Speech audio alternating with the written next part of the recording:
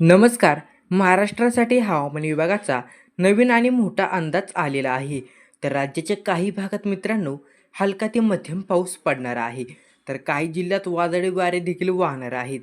तर ही संपूर्ण मोठी बातमी जाणून घेणार आहोत. तर व्हिडिओ शेवटपर्यंत पहा आणि चॅनलवर नवीन असाल तर चॅनलला सबस्क्राईब करा. महाराष्ट्रात सध्या हवामानाचा कहर सुरू असून विशेषतः कोकण आणि पश्चिम महाराष्ट्रात चक्रीवादळाचा प्रभाव जाणवत आहे.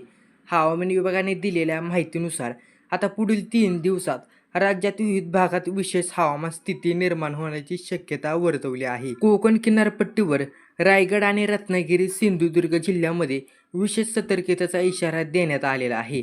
विजांच्या कडकडाट सोसाट्याचा वारा वाहणार आहे. तर मेघगर्जनेसह हलका पाऊस पडणार आहे आणि समुद्र किनाऱ्यावर उंच लाटा या सर्व घटनांची शक्यता वर्तवण्यात आली.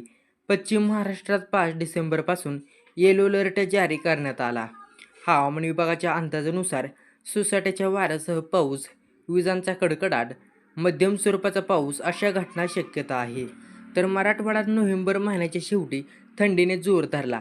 डिसेंबर महिन्यात लातूर, परभणी, नांदेड जिल्ह्यात किमान तापमान 12 अंश सेल्सिअस राहणार.